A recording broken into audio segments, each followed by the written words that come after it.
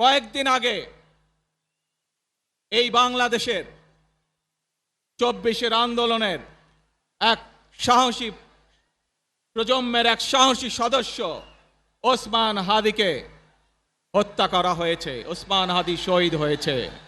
প্রিয় ভাই বোনেরা, ওসমান হাদি চেয়েছিল এই দেশের মানুষের জন্য গণতন্ত্র প্রতিষ্ঠিত হোক, এই দেশের মানুষের গণতান্ত্রিক অধিকার প্রতিষ্ঠিত হোক, এই দেশের মানুষ তাদের গণতান্ত্রিক এবং অর্থনৈতিক অধিকার ফিরে পাক।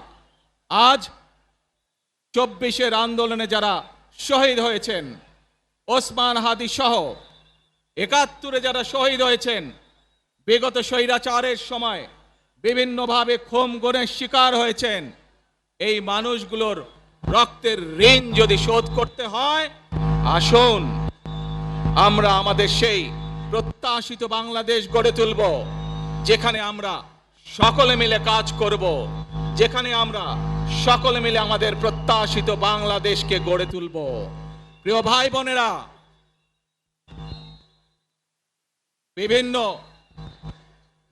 আধিপত্যবাদ শক্তির গুপ্তচরেরা বিভিন্নভাবে ষড়যন্ত্রে এখন লিপ্ত রয়েছে।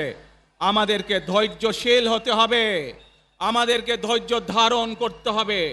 বিশেষ করে তরুণ প্রজন্মের যে সদস্যরা আছেন, আপনারাই আগামী দিন দেশকে নেতৃত্ব দিবেন, দেশকে গড়ে তুলবেন।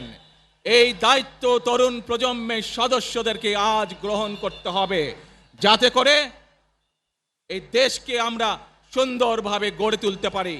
শক্ত ভিত্তির উপরে গণতান্ত্রিক ভিত্তি, শক্তিশালী অর্থনৈতিক ভিত্তির উপরে যাতে এই দেশকে আমরা গড়ে তুলতে পারি।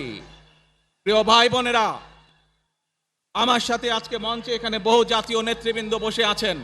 আসুন আজকে আমরা দুহাত তুলে আল্লাহর দরবারে দোয়া করে আল্লাহর রহমত আমরা চাই। যে সকল জাতীয় নেতৃবৃন্দ এই মঞ্চে আছেন, মঞ্চের বাইরে যে সকল জাতীয় আরো নেতৃবৃন্দ আছেন, আমরা সকলে মিলে এই দেশকে নেতৃত্ব দিয়ে আমাদের বাংলাদেশের জনগণের প্রত্যাশিত সেই বাংলাদেশকে আমরা গড়ে তুলতে চাই। আমাদেরকে যে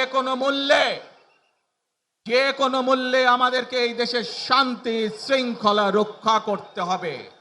যে কোনো উস্কানির মুখে আমাদেরকে ধীর শান্ত থাকতে হবে। প্রিয় ভাই বোনেরা, আমরা দেশের শান্তি চাই, আমরা দেশের শান্তি চাই, আমরা দেশের শান্তি চাই।